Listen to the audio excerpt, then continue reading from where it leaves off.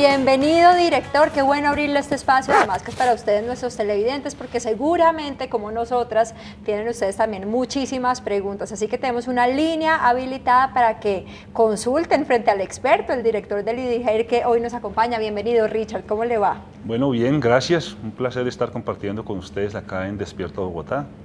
Atento a todos los televidentes. Usted me decía, la frase es Bogotá está lista. ¿Cómo se ha preparado Bogotá para este simulacro? Bogotá está lista porque el simulacro lo hacen los bogotanos, lo convoca la Alcaldía Mayor y ha habido realmente una respuesta impresionante en términos de inscripciones. Ya vamos casi en 11.000 inscripciones, ya vamos casi en 11.000 organizaciones inscritas entre empresas privadas, universidades, colegios, hospitales, jardines infantiles.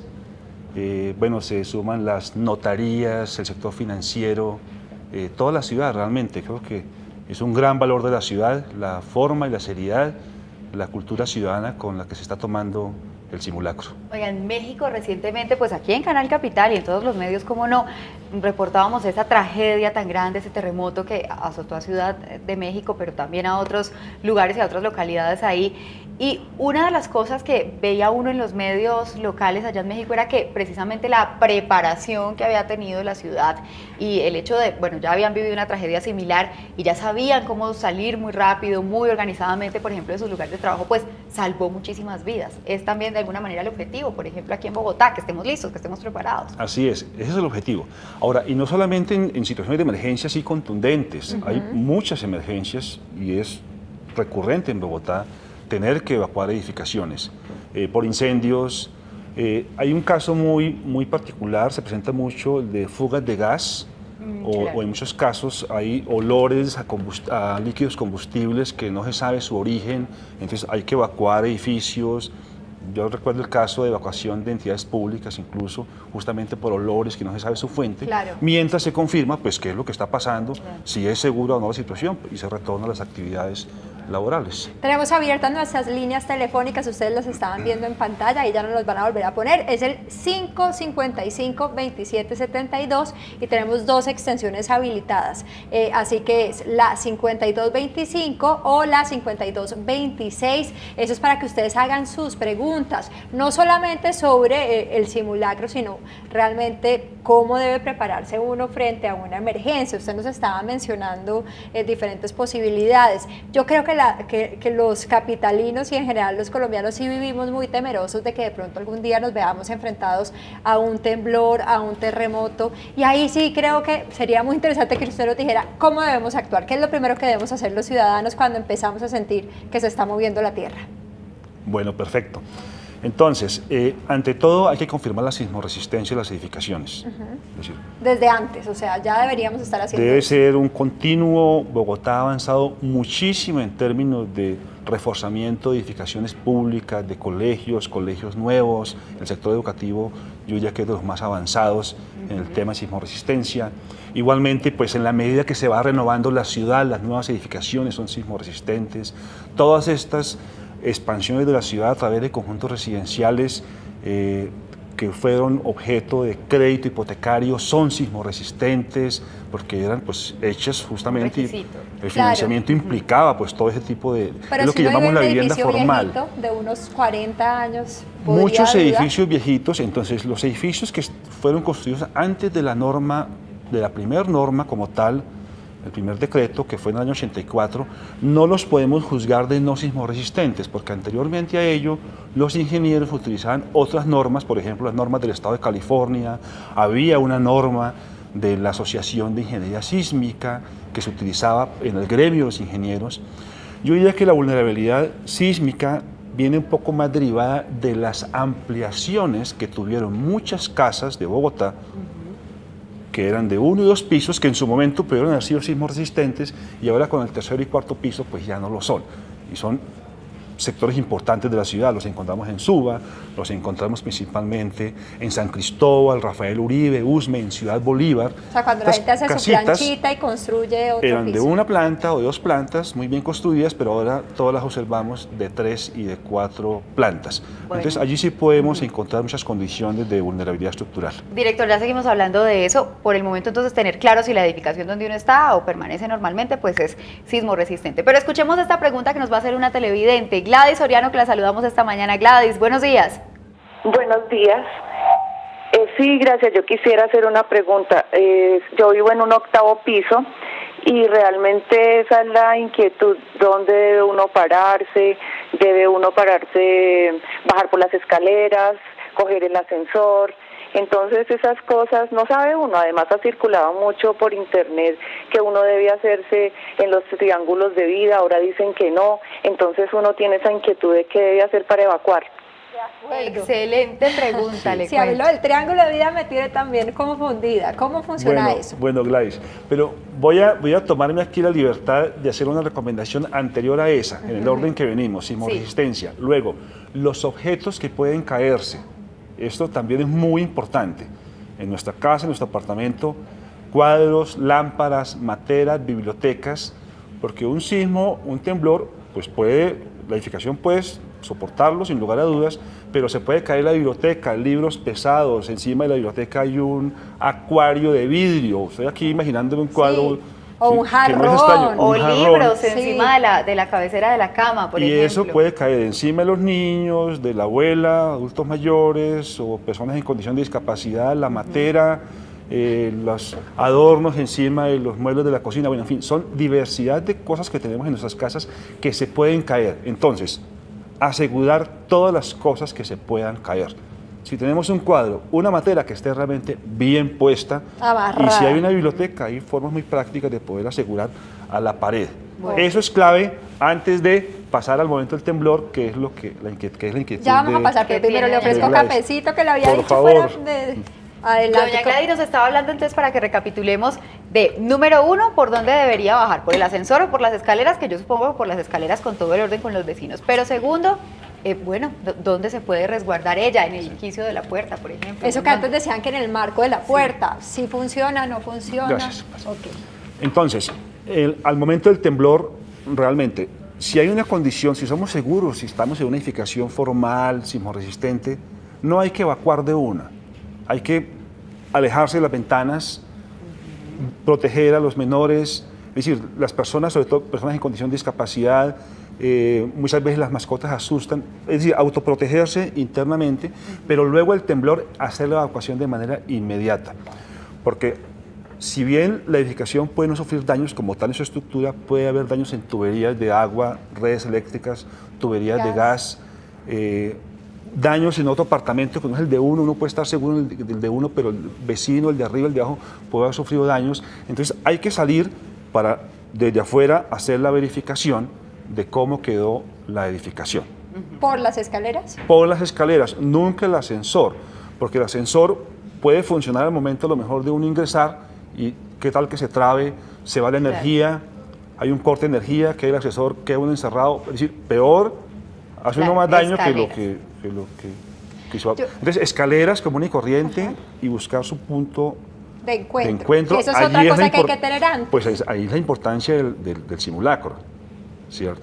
Ahora, si la edificación definitivamente no es sismorresistente y se tiene confirmado, hay que procurar evacuar de la manera más rápida posible o autoprotegerse.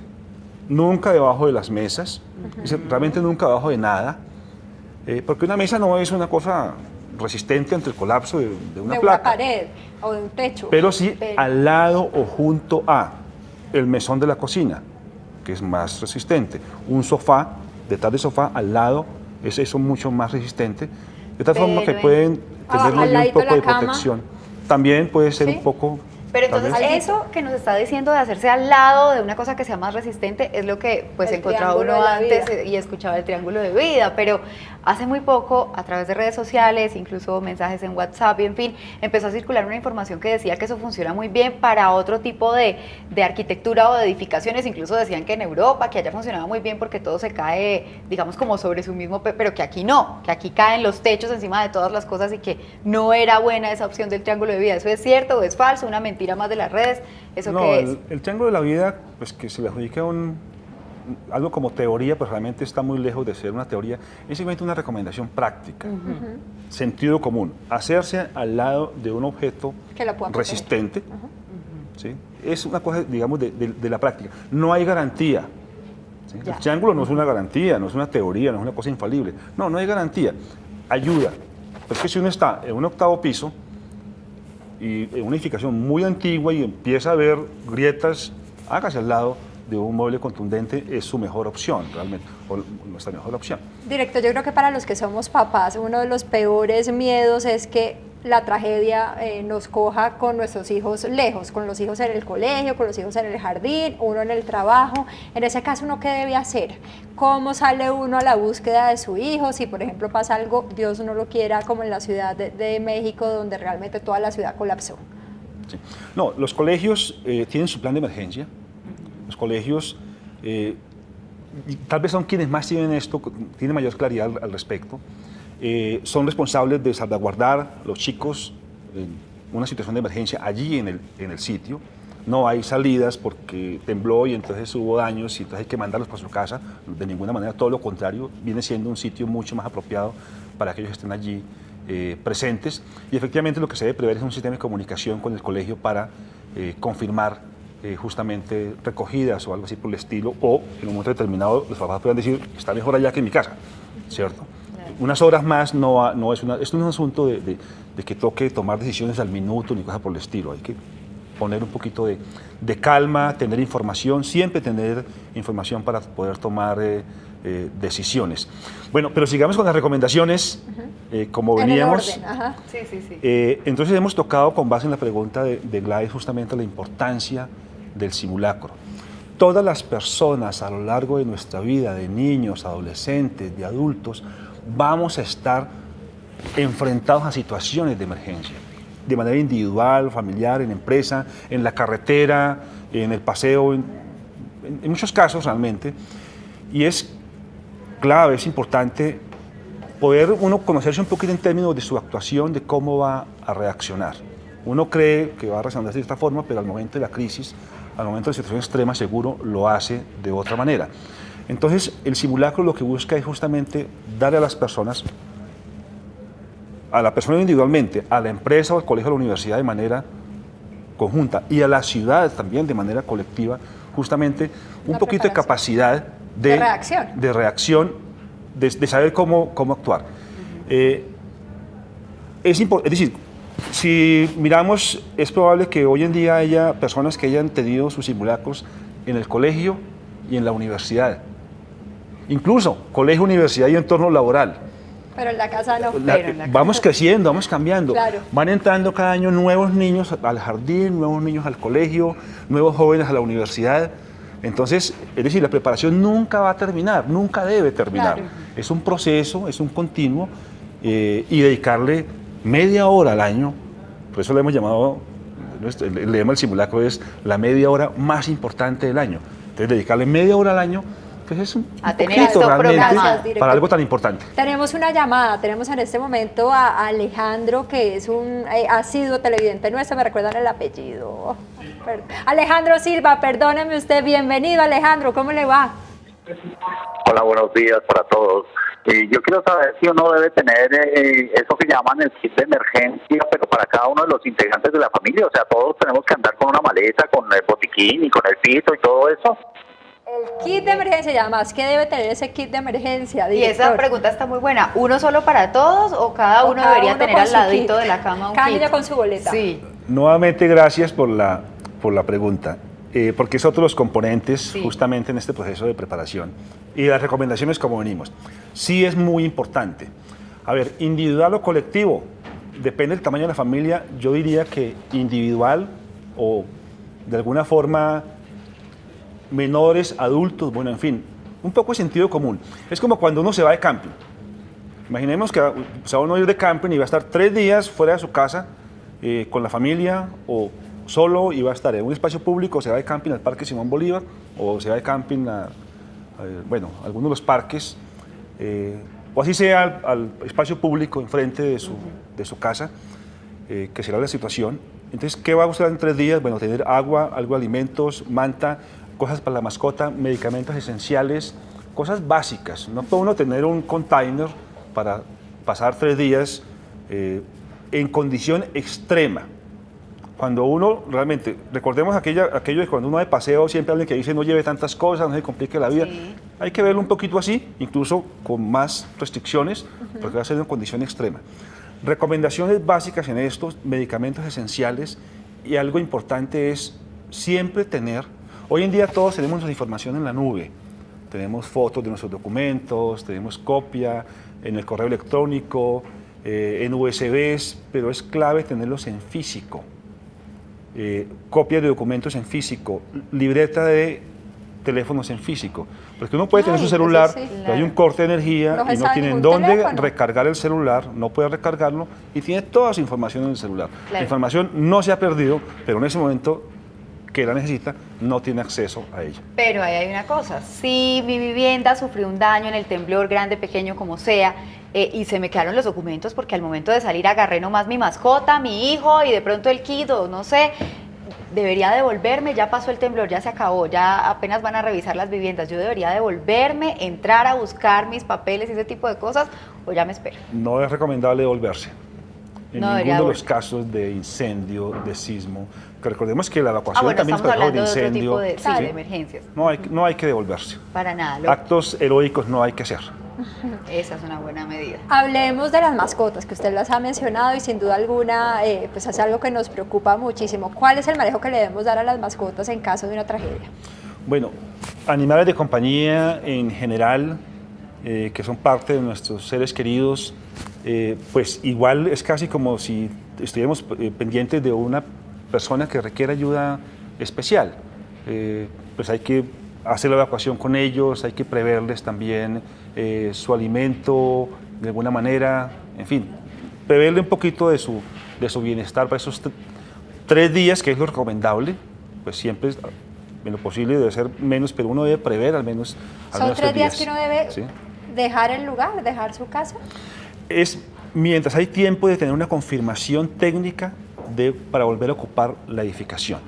Demos cuenta en México, en ese sismo que se dio un reporte inicial de literalmente pocas estructuras colapsadas, pero muchas estructuras tienen que demolerse Con averías, por claro. las averías, por la forma como quedaron afectadas. Hay que demolerlas, no pueden ser ocupadas. Entonces, esas personas tienen que, digamos, si tenían su kit de emergencia, seguro los primeros 3 días de crisis pudieron haberla pasado mejor que si no lo tenían. En ciudades como Los Ángeles, en California, uno recibe unos volanticos, bueno, eso era antes, cuando no había redes sociales, recibía unos volanticos que decían, en caso de terremoto, usted no recibirá ayuda en las siguientes 72 horas. Era una advertencia, como decir, bueno, ¿pero por qué? Porque los organismos de socorro, los bomberos, los Para socorristas, atender lo urgente. los de búsqueda y rescate, van a estar concentrados en las situaciones En más rescatar. críticas. En las vidas, seguramente. En las más críticas. Habrá muchas otras circunstancias en donde a lo mejor la gente requiere ayuda, pero si tenemos una preparación colectiva a nivel de barrio, a nivel de conjunto residencial, de seguro va a poder sobrellevarse la situación sin tener una ayuda externa. Mira, esto es muy difícil que la gente, y me incluyo, pues que cualquiera lo pueda cumplir. El tema, por ejemplo, de no salir inmediatamente a coger el carro para ir a buscar a los familiares. Pero se lo quiero poner sobre la mesa porque alguna vez recuerdo una emergencia muy grande en Medellín, en un colegio, además de muchísimos estudiantes. Todos los papás, cuando se reportó la emergencia, pues claro, todos trataron de llegar al colegio inmediatamente y lo que hicieron fue que bloquearon todas las salidas alrededor, no podían pasar las ambulancias, no podían pasar los vehículos de emergencia y todo acrecentó tal vez la tragedia. Y ahorita que nos hablaba de los colegios, usted nos decía, deje el niño allá, tal vez unas horas, espere y trate de comunicarse con el colegio, por ejemplo, por un teléfono fijo. Digamos, volvamos a ese momento de la emergencia que también puede generar muchas dificultades. Ahora, todo eso con base en un plan de emergencias del colegio. El colegio debe tenerlo y debe informar. Un dato importantísimo, los colegios distritales, en los colegios distritales, con los niños le enviaron comunicados a sus familias para que, igual en sus casas o en su trabajo, participaran en el simulacro de evacuación. ¿Sí? Es decir, aquí estamos en un compromiso realmente de ciudad, y es una muestra de que cómo los colegios toman esto con la seriedad del caso, ¿sí? Y con la preparación que las circunstancias les exigen. Tenemos preguntas. Sí, tenemos una llamada de Irma Pérez. Irma, bienvenida a Despierta Bogotá. ¿Cómo le va? Gracias, buenos días. El personaje que está dando la conferencia es muy conocido mío del conjunto Almenares. Entonces quiero pedirle el favor, cuando tenga oportunidad, de dar una conferencia tan linda como la que está haciendo en el canal para todos los residentes, porque estamos en una época muy difícil y sería muy importante que lo hiciera. ¿Podrías? Oiga, lo llamó una vecina. Bueno, que cuando que si va a les darle una explica a todos en el conferencia ya conjunto. al conjunto. Antes de eso, queremos invitarlos a que visiten la página web del IDIGER, www.idiger.gov.co. Allí están todas las recomendaciones, hay un excelente material pedagógico, hay muchas ayudas. Tenemos incluso la Hemeroteca de Emergencias de Bogotá, que es una herramienta muy sencilla que si uno mete el barrio y el sistema le da todas las emergencias que han ocurrido en ese barrio, que han sido publicadas en el periódico, en el periódico El Tiempo, solamente publicando El Tiempo en toda la historia de este periódico. En fin, ahora estamos poniendo las noticias con videos. Hay muchas herramientas pedagógicas porque lastimosamente pues poder ir a todos los conjuntos residenciales pues es muy complicado. Pero se le va a quedar fácil ayudarles en el suyo. Ahí sí, como que lo están comprometiendo. Lo estamos haciendo a través de los comités, a través de los consejos locales de gestión del riesgo, quienes trabajan muchísimo con las comunidades. Pero bueno, en este caso me comprometo con el vecindario. Muchas gracias a Irma. Simulacro Nacional, recordemos. Estaba ya con doña Irma justamente haciendo esa capacitación. Saludos. Recordemos ya para despedirnos entonces cuándo es el simulacro, qué tienen que hacer las personas y por qué es importante cumplirle esta media hora, la media hora más importante del año. Comienzo con esa frase, la media hora más importante del año, que para muchos podría ser la media hora más importante de nuestra vida. Es dedicar un espacio a la preparación, a hacer la palabra lo dice, simular una emergencia y simular nuestro comportamiento en una situación de emergencia, haciendo la evacuación ordenada, de manera segura, por la ruta de evacuación definida, dejándonos orientar por las brigadas de emergencia, haciendo uso de los puntos de encuentro de manera articulada con el entorno, los demás vecinos o los demás conjuntos residenciales, las demás empresas. Todo esto al final salva vidas para casos de sismo, casos de incendio, explosiones o de fugas de gases, de líquidos combustibles, en fin, son muchas las circunstancias que en Bogotá podrían demandar y podrían exigir la evacuación de una edificación. Mientras estemos entrenados, preparados, lo haremos cada vez mejor. No es suficiente con que lo hagamos solamente una vez en nuestra vida, como muchas cosas, es necesario que todos los años estemos renovando este compromiso y a su vez un mensaje pedagógico y un mensaje de cultura ciudadana. En Bogotá somos solidarios, en Bogotá nos ayudamos entre unos y otros y eso es lo que hace que en Bogotá estemos preparados. Muchas gracias. Richard Vargas, director del... porque no lo dije, entonces mañana miércoles a las 10 de la mañana todos estaremos en el simulacro de evacuación. Por aquí nos dicen que en algunos colegios y universidades parece que no está programado, pero sí, tiene que estar programado en todas partes, ¿verdad? Hay un dato muy curioso con esto. Esto es una convocatoria que ha hecho la alcaldía. El alcalde Peñalosa suscribió la directiva 006 en la cual convoca a toda la ciudad a hacer el simulacro. Entonces hay una circunstancia muy curiosa y es, por ejemplo, las universidades que tienen jornada nocturna, algunas lo van a hacer esta noche. Ok, Y entonces algunas- estén atentos, estén muy Algunas atentos. lo van a hacer mañana por la noche, porque con esa jornada, con esos estudiantes, con esos profesores, no lo podrán hacer a las 10 de la mañana. Eso es una Perfecto. muestra de compromiso De realmente. compromiso. Así Estamos es. todos en esto. Estamos todos en eso. Muchas gracias, director. 8 de la mañana, 27 minutos. Esto es Despierta Bogotá. Nos vamos a una pausa con música de Calle 13.